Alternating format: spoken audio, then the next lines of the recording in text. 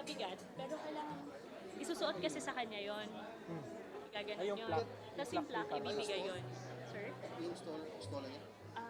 Opo, pero ano yun, sir? Yung parang graduation. Yun na yun. Iba pa yung cord, sir. Yung cord gift, isusuot din lang. Okay lang. Ang kailangan lang po din kay Presidente after yung plaque. During the conferment, after nun, sir, pwede na po din. Bibigyan namin sa protocol. Para kayo in charge sa Yes, lahat. sir. Basta kunin lang namin. Bigyan namin sa protocol. Sa ganda bihas ni Sir Sabat. Doon, tatayo para...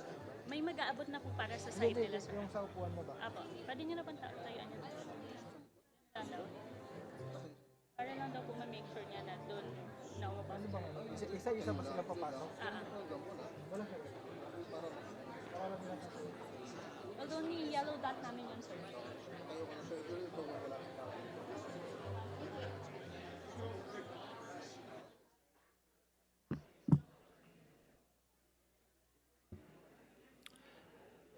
Ladies and gentlemen, if we could please have you take your seats. Ladies and gentlemen, please take your seats.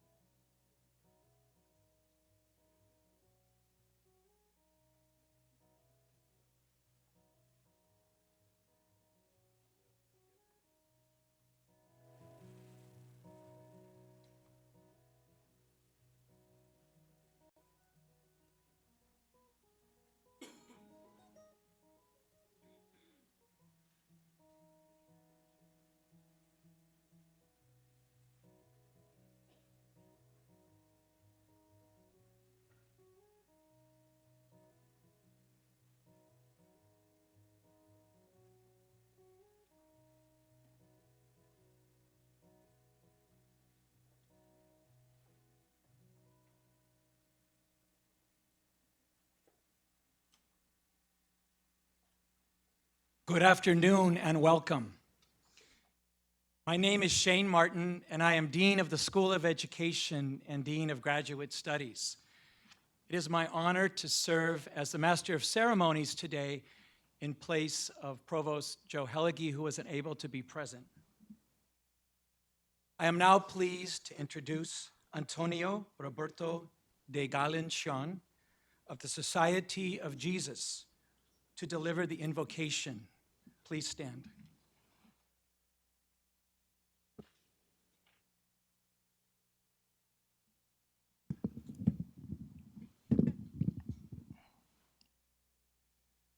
Sa ngalan ng Ama at ng Anak at ng Espiritu Santo. Amen. Father in heaven, you are the foundation without whom all nations, great and small, are sure to flounder and fall. We praise and thank you for giving President Aquino, the son of a Filipino hero martyr and a beloved president, the opportunity to continue the legacy of his parents who lived and gave their lives believing that the Filipino is worth dying for.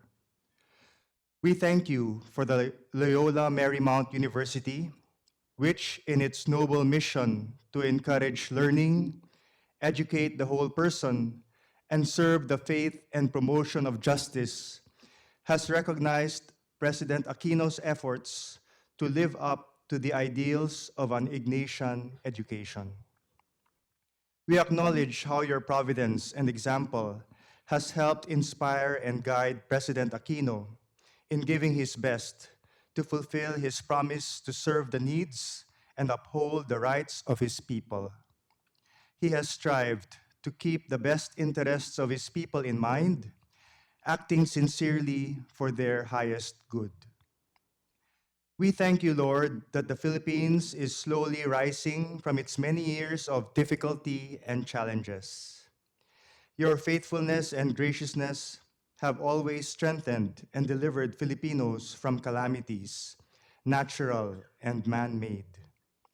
We thank you for instilling into the hearts of all Filipinos a resilient, fervent, and persevering spirit founded on an unwavering trust in you and a deep devotion to your Blessed Mother, Mary. As President Aquino receives this special award, grant that this honor may further inspire him to listen to and work harder for his people in his remaining days in office and after as a private citizen. Their welfare and future continue to depend on his wise, merciful, and just administration of the powers you have entrusted to him. May his remaining days of stewardship of office provide greater opportunities for him to continue to grow through you, with you, and in you, as he leads his people in their search for genuine and Thank you, Father Xian. I am pleased to recognize Chair Aikenhead and LMU trustees, President Snyder, President Aquino, the Philippine delegation, Representative Waters and her spouse, former Ambassador Williams, Mayor Garcetti, and other elected officials and representatives, members of LMU's religious communities, LMU leadership, faculty, staff, alumni, students, friends, and other distinguished guests. Welcome to Loyola Marymount University. We are honored by your presence and happy that you're joining us for today's celebration. This is a very special occasion as we will present President Benigno Aquino III with an honorary degree. I am now pleased to introduce Congresswoman Maxine Waters, our U.S. Representative for California's 43rd Congressional District, to give some opening remarks.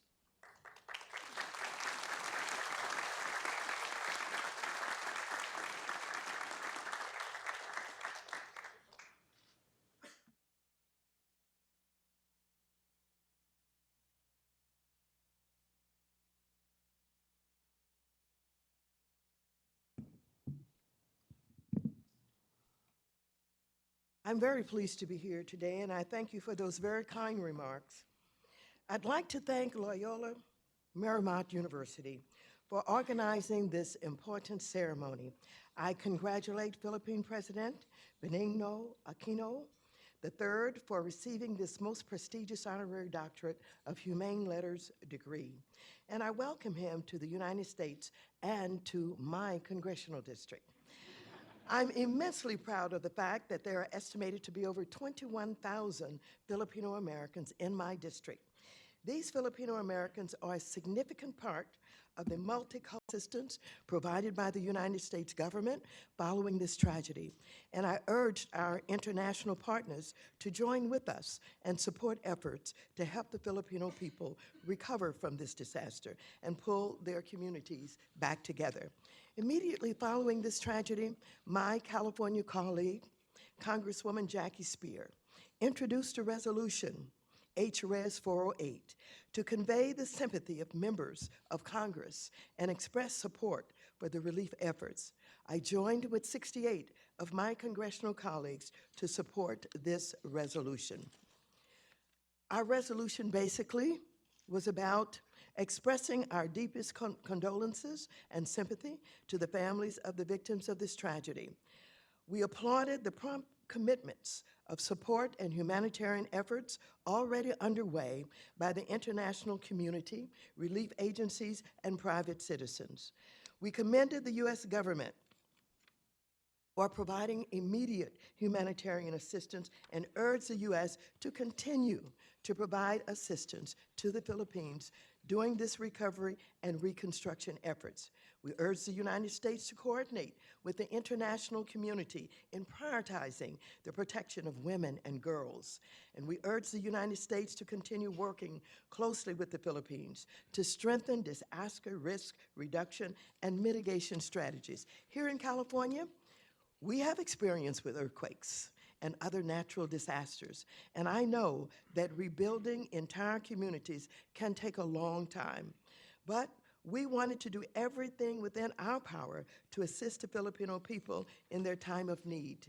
The United States and the Philippines are close friends and allies in the Pacific region. I deeply appreciate President Aquino's dedication to serve his people and his commitment to continue the friendship between our countries. Congratulations, President Aquino.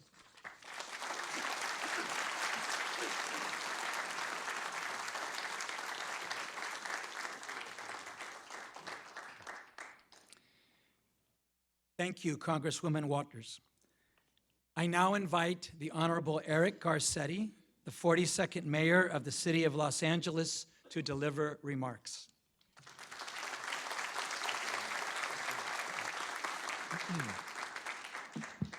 Thank you very much, Dean, and good morning, everybody. It is a great pleasure to be here today with you. President Aquino, you grace us with your leadership and your presence, not only over the weekend here in Southern California as you represented your nation and the Association of Southeast Asian Nations as they came in dialogue with our country, but your people. And I like to think of Los Angeles as a great Filipino city. In fact, if we took the population of all the Filipinos who live here, we would be a top 10 city in the Philippines by population alone. So it is great to be here at Loyola, yes, absolutely.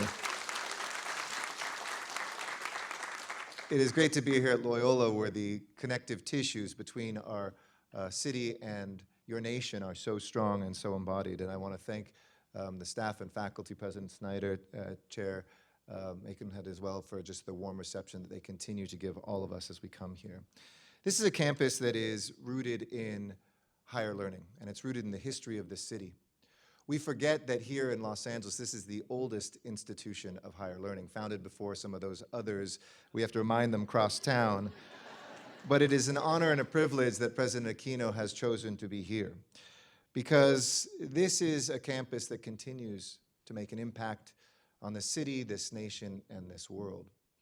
President Aquino, you may not know this, but the founding of this city by 44 pobladores, or settlers, in 1781, a group of 46 volunteers set off from Baja California and the southern parts of the Spanish colony of Mexico and came to found this pueblo.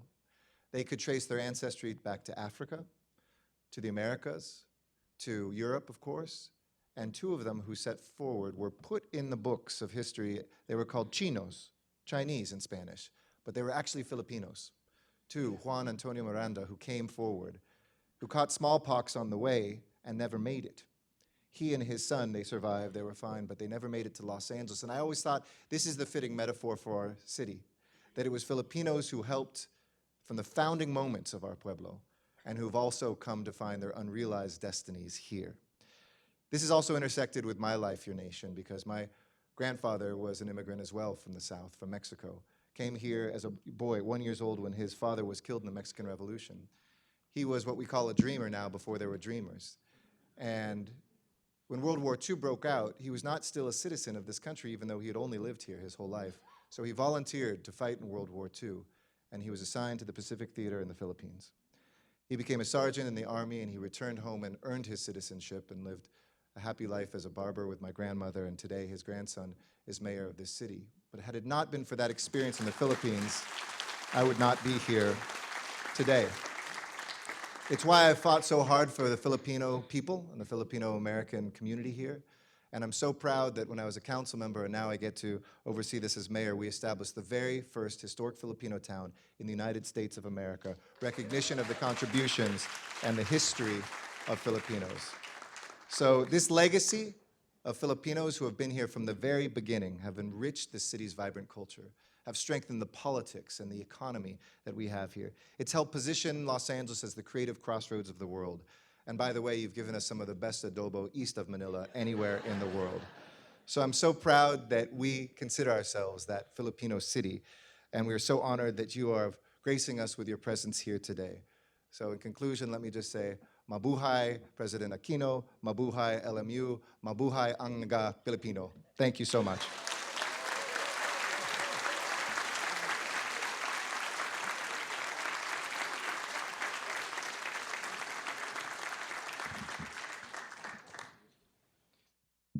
Thank you, Mayor Garcetti. I now invite Kathleen Hannon Aikenhead, Chair of LMU's Board of Trustees, to deliver the citation.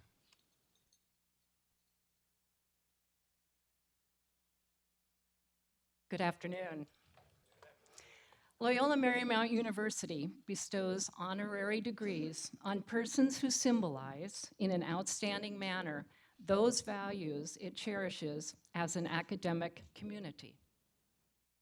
In honoring these persons, the university acknowledges that the life and work of an honoree also mirror the goals toward which all of us engaged in the search for the authentic meaning of human life strive.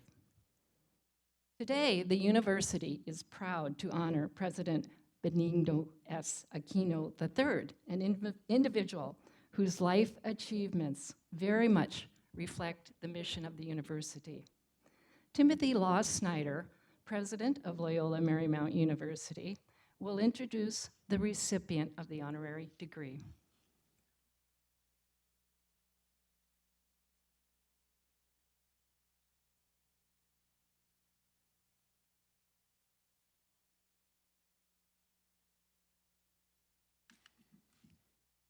Thank you, Chair Aikenhead. Thank you, Dean Shane Martin. It's great to see you, great to be with you. And we welcome President Aquino to Loyola Marymount University. I also echo Dean Martin's, we never say Dean Martin, we have to say Dean Shane Martin for cultural reasons. But I echo Dean Martin's welcome of Congresswoman Waters and Mayor Garcetti, the only living human being who has a teleprompter installed behind his cornea within his eyes. Along with other elected officials and representatives, certainly our LMU trustees and regents, our LMU leadership team, faculty, staff, students, and members of the Filipino media, the ones who are probably working harder than anybody in this room, we welcome you. And should there be any live broadcast, we welcome the people of the Philippines to our ceremony. How about a round of applause for all of the above?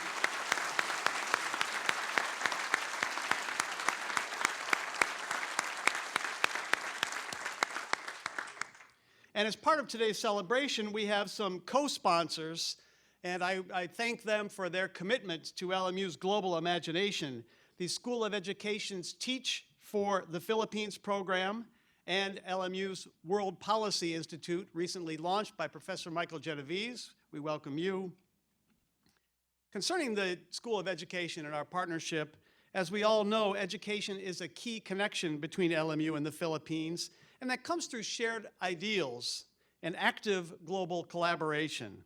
Launched in 2012, Teach for the Philippines is a member of the Teach for All global network of nonprofit organizations who employ a model founded by Wendy Kopp, whom we honored in 2013, commonly known here within the States as Teach for America.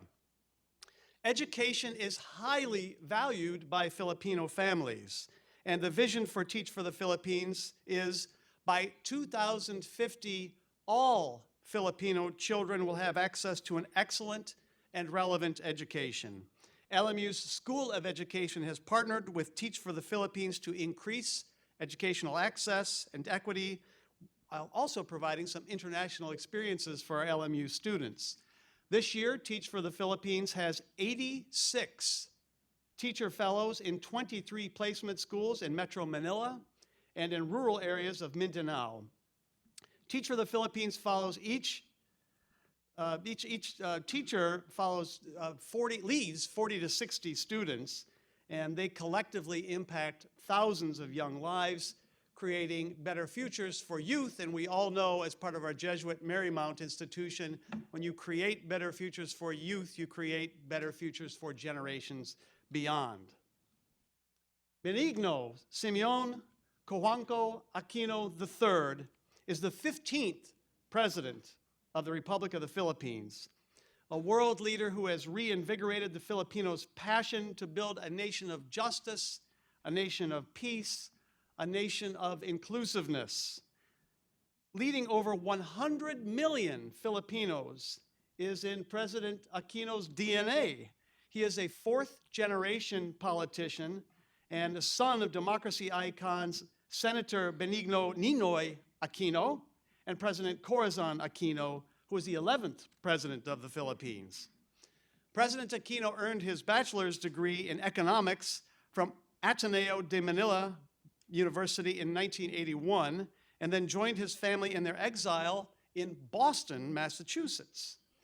In 1983, he returned to the Philippines with his father, who intended to run for president, and upon their arrival, tragically, his father was assassinated. President Aquino, despite that, stayed in the country and worked for companies, including Philippine Business for Social Progress and Nike Philippines. In 1998, President Aquino entered public service and was elected to the Philippine House of Representatives, representing the 2nd District of the Tarlac Province. He was re-elected 3 years later in 2001, re-elected 3 years after that in 2004, and because there's a maximum of 3 terms, that was the end of his service in that role. So he served the maximum of the 3 consecutive terms. And during his time in the House, he is known for having tirelessly fought for the democratic rights of ordinary citizens. In 2007, 3 years later, President Aquino was elected to the 14th Congress of the Philippines. After his mother passed away in 2009, people called on President Aquino to run for the presidency and continue advancing human rights and a path toward an honest, responsible governance.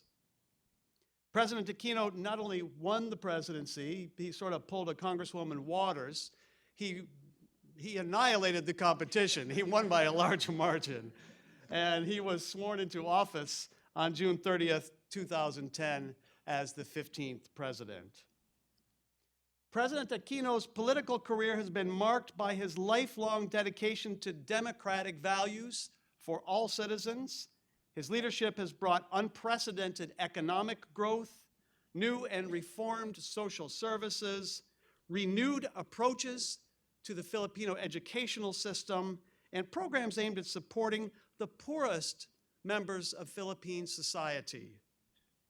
In the true Ignatian spirit of the Magus, President Aquino has continually sought to do more. He's quoted as saying, "I want to make democracy work not only for the rich and well-connected, but for everyone." Further, he has said, "My administration's compact with the Filipino people will demand no less than the attainment of lasting peace and equitable prosperity. We will employ all the tools at our disposal to achieve this." We have a presidential election coming up very soon, President Aquino. That was a call to service a little beyond what he's used to. And media reports, of course, when we have a guest of such distinguished honor, we try to find out a little bit about them personally. And one of our trustees, Joe Knott, mentioned this morning, President Aquino is an avid audiophile. So Dean Cho, he's kind of an audio nerd, if you will. He's into jazz and bossa nova. Those are his passions.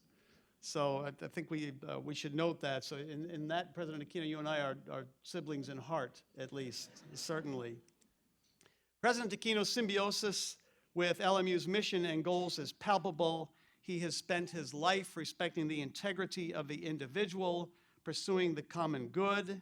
He has produced meaningful social change in his country, and he role models the values, character, and purpose of what we live here at LMU as a Jesuit and Marymount institution. He shares our commitment to justice. He imagines globally. He shares our noble ideals that mutual respect and understanding deepen our engagement with the world and create opportunities for all to thrive.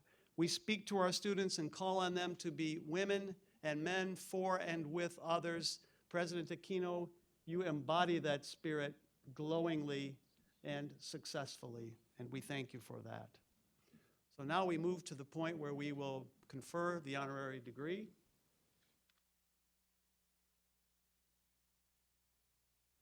May join us.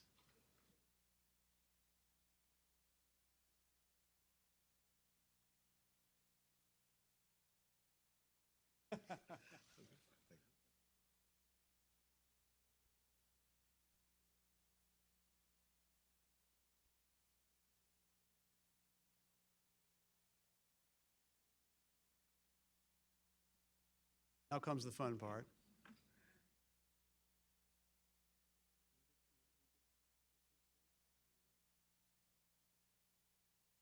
By virtue of the authority vested in me by the laws of the state of California and by the trustees of Loyola Marymount University, I now confer on His Excellency Benigno Simeon Cojuangco Aquino III the degree of Doctor of Humane Letters, Honoris Causa, with all the rights, privileges, and responsibilities pertaining to that degree. Congratulations, President Aquino. We have to go out for pictures.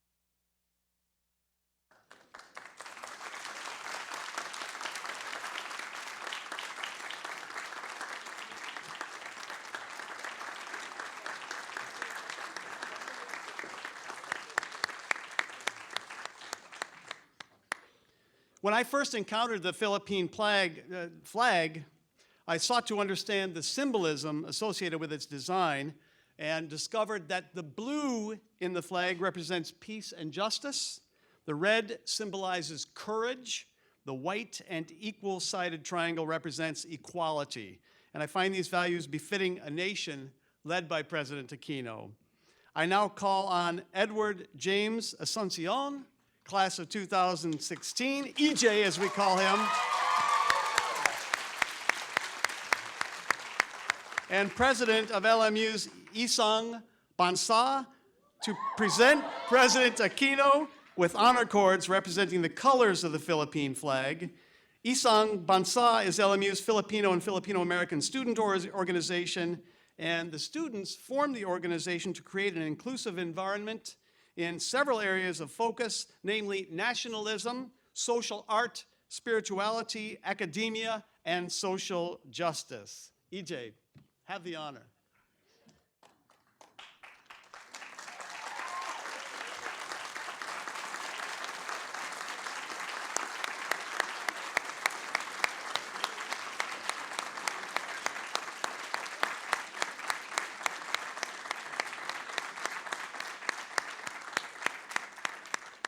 Not only do we congratulate President Aquino, but we congratulate EJ for resisting the temptation to take a selfie.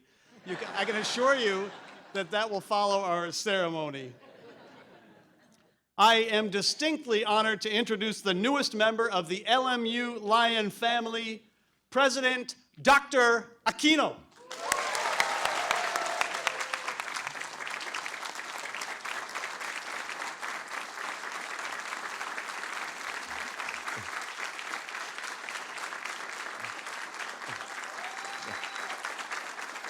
Thank you. Thank you. Thank you very much. Congresswoman Maxine Waters, Mayor Eric Garcetti, Dr. Kathleen Aikenhead, Dr. Timothy Losteider, Mr. Joseph Hellige, Dr. Shane Martin, Ms. Elizabeth Drummond, Father Robbie Sian, who added to the pressure I feel right now for never felt pressure after hearing an invocation, but this one was truly special. Mr. Edward James Asuncion, Pastor Joey Quisha, members of the Philippine Cabinet present, Consul General Leo Herrera Lim, faculty, staff, and students of Loyola Marymount University, honored guests, ladies and gentlemen, good afternoon. First of all, I have to be very honest and tell you that I'm a bit anxious coming before you today. In fact, the reason I was a bit late was the speech that was prepared for me by my normally capable writers was something that left a lot to be desired. So we wound up tackling it for about an hour and a half, and the end result being, I was reminded of the phrase that says something like, the enemy of good is perfect. In other words, I am writing this speech while delivering it.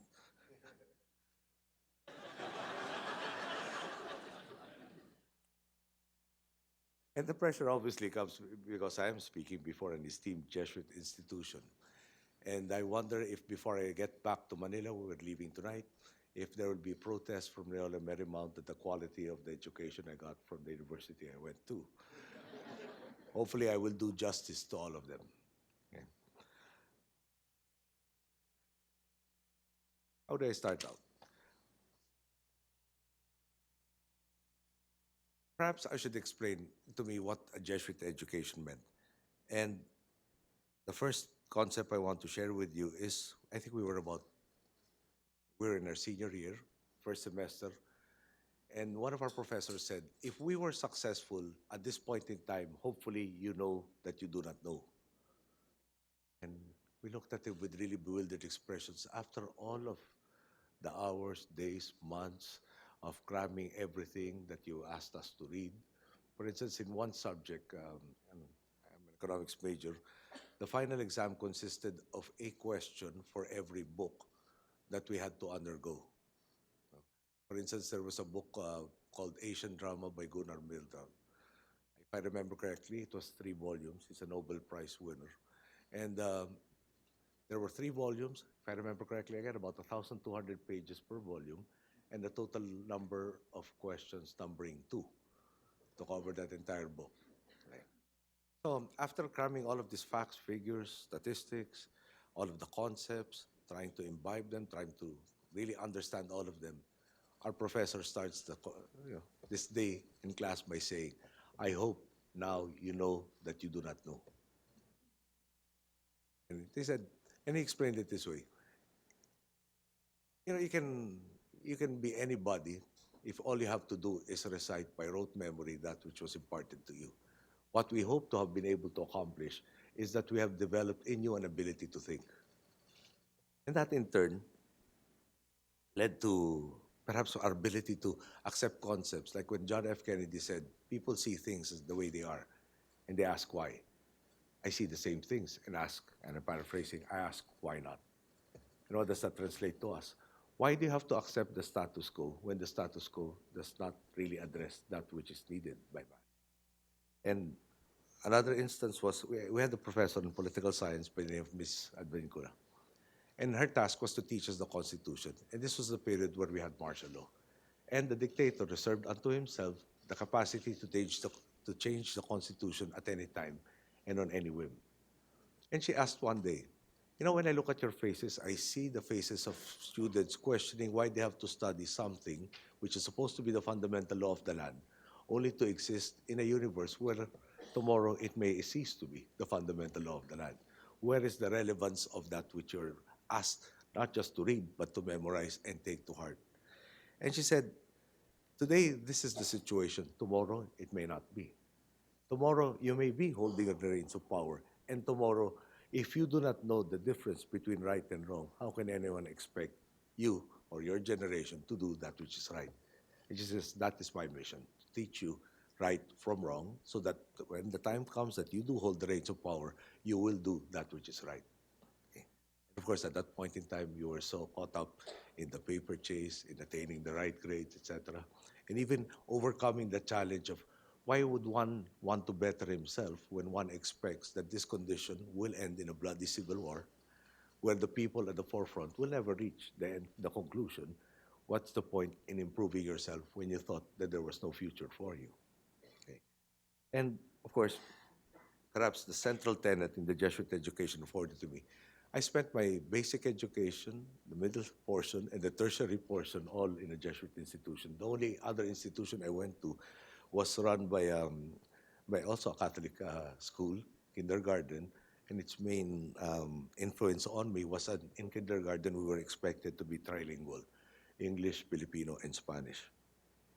Now, the third aspect that I think was really impressed on all of us in our generation was that of being a man for others. The be-all and end-all of our existence here is how does it relate to the bettering of the condition of the other, which flows from Christ and God's admonition that the greatest commandment is to love one another as you love me. Now, I just spent the last couple of days in Palm Springs with my fellow ASEAN leaders and President Obama. And we've had so much discussions on so many different topics. So President Obama and I find ourselves more or less in the same situation. We're about to end our term, in his case, his terms. And we're thinking, and sometimes our conversation revolves around, what are we going to do after our respective terms?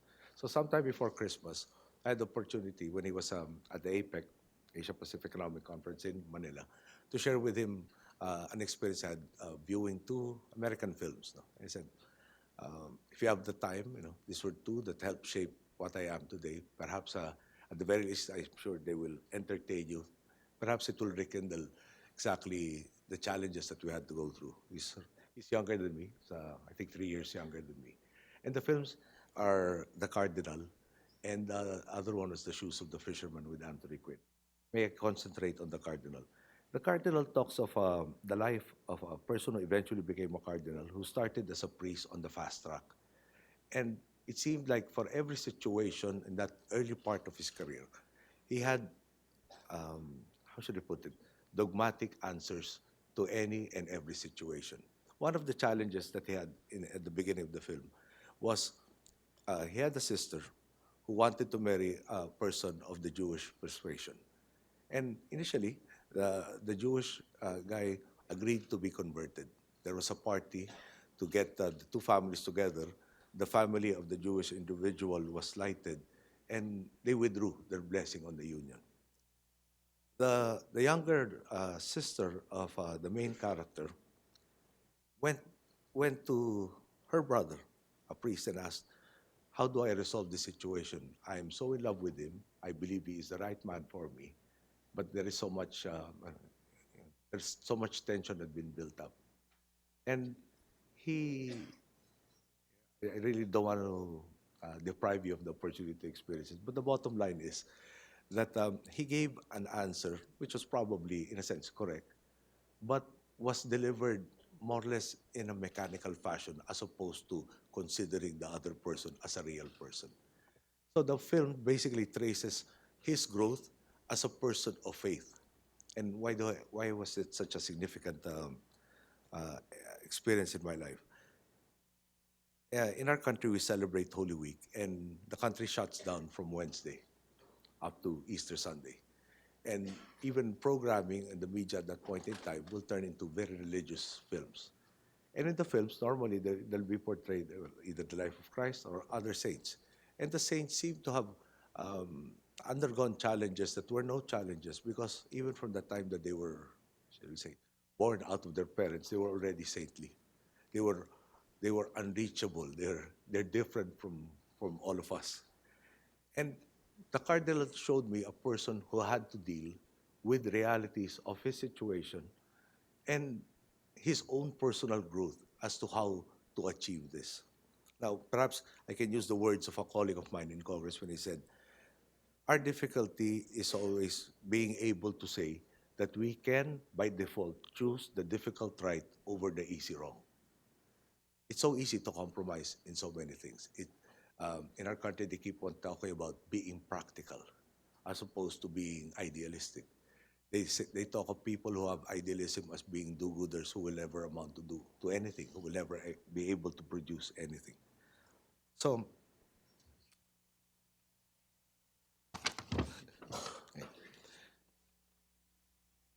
when we, sorry, this is stream of consciousness thing that I'm trying to deliver. But, you know, I was very fortunate to go to this college, to go to that institution, where we had programs like immersion, wherein people of wealth, of status, were able to be brought to communities who had nothing and experience life on the other side of the spectrum. They showed us the conditions. They asked us to ask ourselves the question whether or not this was right or this was wrong. They gave us the necessary tools to be able to effect the changes of that which was wrong and to do it by doing that which is right. It always told us to measure all of our actions on the basis of how does it affect the other. The emphasis on your interests having to be subsumed, you know, to take care first and primarily of the interests of the other. Now, it just told us, well, we were taught not just that this was the right thing to do on a moral basis, but in the end, even on a practical consideration, it is the right thing to do.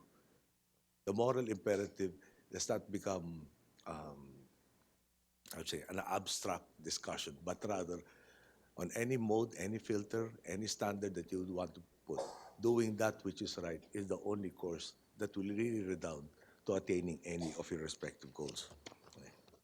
Now, how does that affect the life that we have had to lead? My father was partially educated by a Jesuit institution. His generation was the generation that had to be educated after World War II. And after World War II, Manila was, I understand, second most devastated country after Warsaw, Poland. So institutions started opening up, not simultaneously, but one after the other. There was even a time that he went to a high school that was supposed to be, at least prior to the war, exclusively for women. But since that was the only institution open at that point in time, he was allowed to enter. Now, I saw in his life, I saw in my mother's life, I had an institution that perhaps taught me the abstract. I had parents that showed me the reality of what it is to have a principled life and how you will be able to, even if you cannot imagine that you can capacitate yourself to mount these challenges, that all it really had to take was to continue in that belief and let God take care of those that which you cannot have or you cannot do. Now, let me give you a for instance. My father was in solitary confinement for most of the 7 years, 7 months of his incarceration. At that point in time, we were in a martial law regime. All sources of information were controlled by the state. people could not gather with more than three without being charged with illegal assembly. There was a law that was widely abused called the anti-subversion law, which was designed to be an anti-communist law, but got translated into an, if anybody criticized our dictator, then you were branded as a subversive, and then you wound up in jail to be tried by a military tribunal, and the final reviewing authority was Mr. Marcos himself. Okay. Bottom line was, how do you how do you educate your people? How do you proceed from that education into action when you can't even talk to your people, when you had no access to your people? My father's access to the outside community was basically through us. You know, my mother, my siblings, time to time, some of his siblings would also be there. Anything that he wanted to say to everybody else, we had to painstakingly reproduce by either a photocopying machine or a mimeograph machine. And the younger generation probably will not know what a mimeograph machine is. We weren't talking about bandwidth then, but number of pages that we could copy, number of ink cartridges that were available. Now, at one point he said, as a young, I was 12 years old when martial law started about, and the point in exile, I was wondering, why is it that if we are doing that which is right, why are we the ones in exile? Why are we the ones with such an uncertain future? Why are we the ones who are made to suffer all of these things? And then I look back at his own example. 7 years, 7 months. My dad is a very social individual. The worst punishment that you can give him is to deprive him access to people, being able to. For 7 years and 7 months, the only persons that he talked to besides his family was the guard that was watching over his cell. And one lesson that he told me then was, and I think he was quoting the Bible, if the time is right, there is no need, there's not a single prophet is needed. But if the time is right, if the time is not right, 1,000 prophets doesn't make a difference.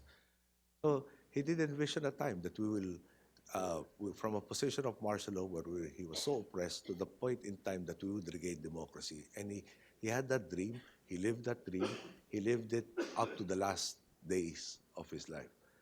And at that time, I marveled.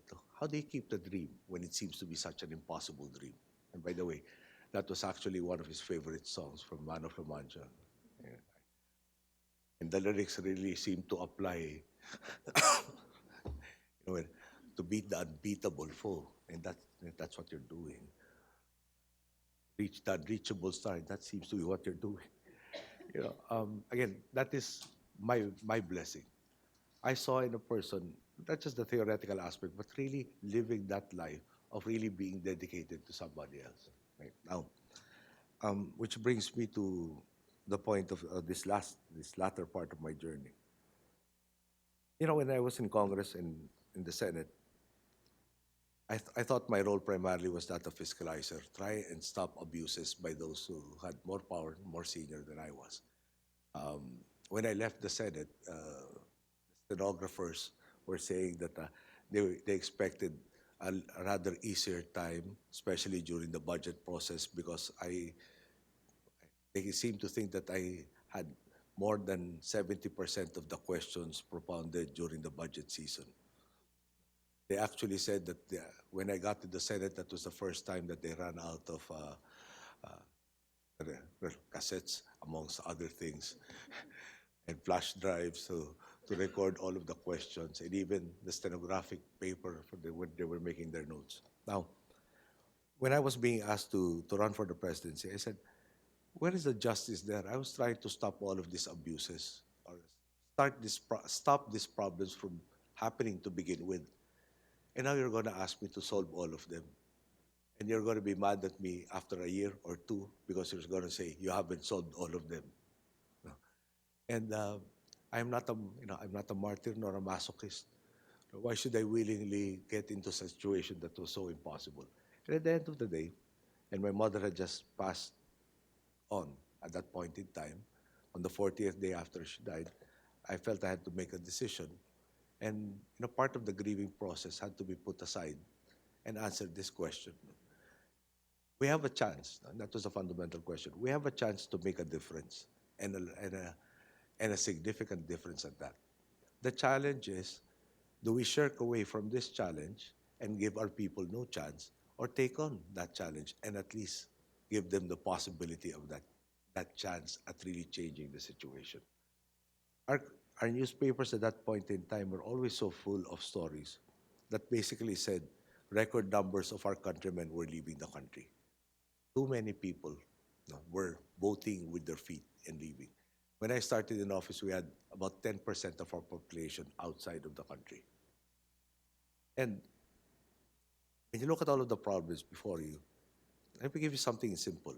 When first days in office, we inherited a backlog in classrooms of 66,800. The national budget can support 8,000 classrooms per year. Given a 6-year term, that's 48,000 classrooms. If we do that, no, if we're able to do that, I still would have about 20,000 or so in a backlog by the time I leave. How do we actually take care of that? I'm happy to report that we finished that particular backlog in 2013 through various means. No?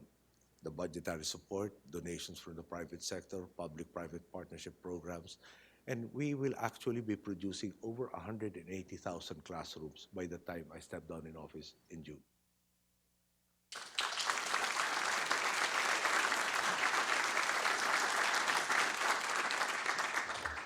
Out of the things that we managed to accomplish, we didn't even dream about doing at that point in time. How do we settle the seemingly intractable problem of poverty in the country? We have a program called the Conditional Cash Transfer Program. And the primary condition is keep your child in school, you get a government stipend. It's not a very big stipend. But the bottom line is, from roughly about 790,000 households when we got into office, we are now assisting 4.4 million households in keeping their children in school. And the final target of 4.6 million households will be accomplished by this year.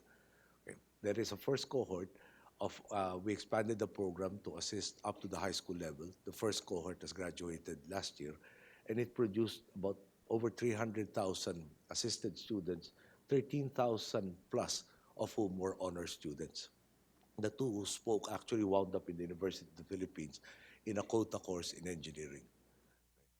We have graduated something like 1 million in our technical vocational work scholarship program. And the placement rate for all of these graduates from a low of 28% when we started out to about 71, 72% currently, which is defined as finding a job 6 months after graduation from the program. We believe also that the taxes that they pay in the first year of employment will already cover the cost of getting them through that program. So this becomes a self-perpetuating and self-generating endeavor. Now, I can go on and on with the list of the things that I keep saying we have done. I keep saying I have not done all of these things. It is the people who elected me into office. It is the people who provide me with the backbone when I have to challenge all of the vested interests. It is the people who continuously express their support for the things that we are trying to do in reordering and changing our society. Again, let me emphasize that the education I got from the Ateneo de Manila primarily imbued us with the necessary skills to be a good technocrat, but more importantly, a good technocrat in service of the other, of being a man for other, man or woman for the other.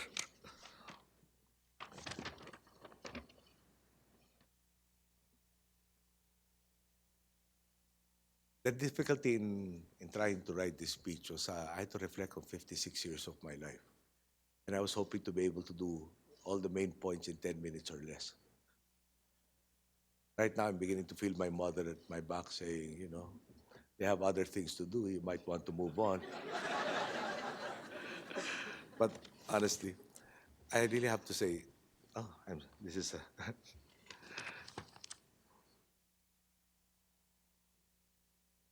I wanted to share with you lyrics from 2 songs and wind up with a quote from Pastor Dietrich Bonhoeffer. The song is again from the movie The Cardinal, and if you get to see the film, you will notice that the main theme has no lyrics. But Frank Sinatra at some point in time decided that it deserved a lot of lyrics.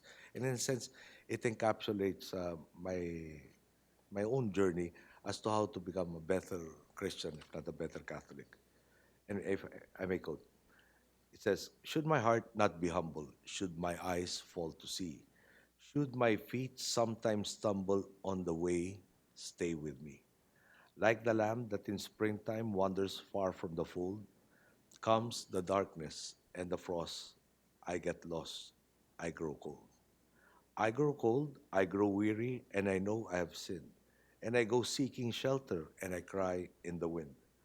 And though I grope and I blunder and I kneel and I'm wrong, though the road buckles under where I walk, walk along, till I find to my wonder every task leads to thee, or that I can do it, pray, stay with me, stay with me." May I wind up with a quote from Pastor Dietrich Bonhoeffer, who was executed in a concentration camp in Germany during World War II. He stated, "First, they came for the communists, but I was not a communist, so I did not speak out. Then they came for the socialists and the trade unionists, but I was neither, so I did not speak out. Then they came for the Jews, but I was not a Jew, so I did not speak out. And when they came for me, there was no one left to speak out for me." And I guess that encapsulates what we have been trying to do. There are so many who are disenfranchised, who are powerless, who are in a condition that really can make them so despondent, so cynical, so hopeless, but yet they strive in their daily lives. And if there was one mission that we sought out, those who have joined us in this quest, is that we have to maximize opportunities for all. And in the end, that is not just a thing to do, that is the right thing to do. Thank you. Good day.